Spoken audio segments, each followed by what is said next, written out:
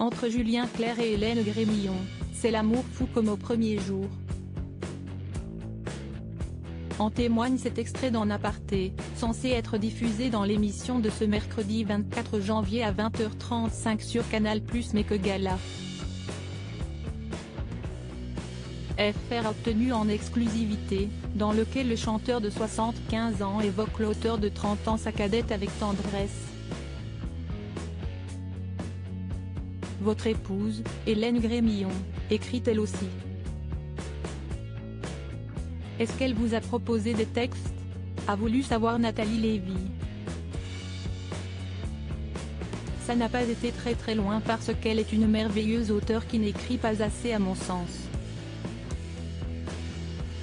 Et elle le sait, a répondu avec sincérité l'interprète d'Amour et d'eau fraîche, toujours admirative du travail accompli par celle qui a publié 2 romans intitulés La garçonnière et Le confident.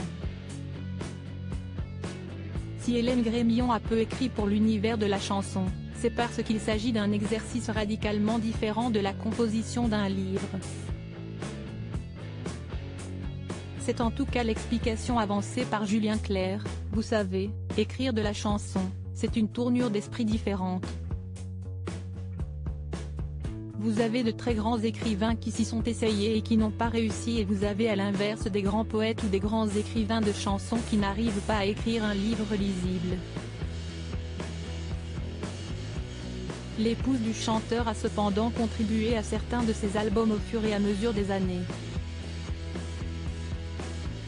En 2008, elle a réalisé le clip du titre La jupe en laine, tiré de l'album Où s'en vont les avions. Julien Clerc a souvent travaillé à l'élaboration de ses chansons avec des femmes. Pour l'album Si j'étais elle, sorti en novembre 2000, il laisse le champ libre à Carla Bruni pour l'écriture de ses textes. En 2020, Clara Luciani est invitée à composer pour l'artiste. Elle lui écrit notamment Mon refuge, qui sort en décembre de la même année. Travailler avec des femmes, ça génère quelque chose de différent?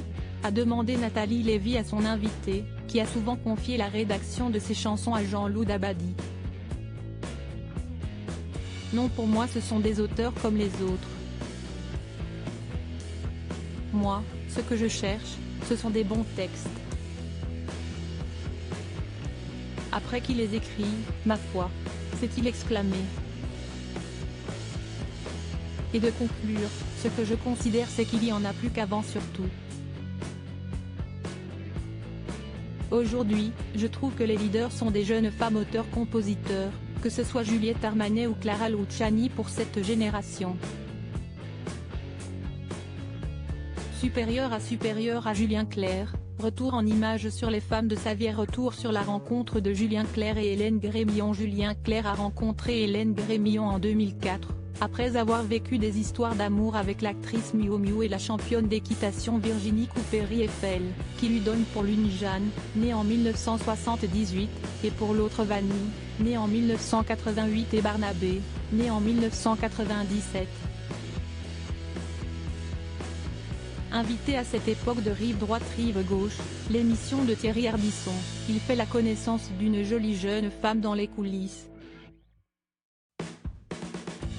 Il s'agit d'Hélène, tout juste diplômée de la faculté de lettres, alors en stage dans l'émission.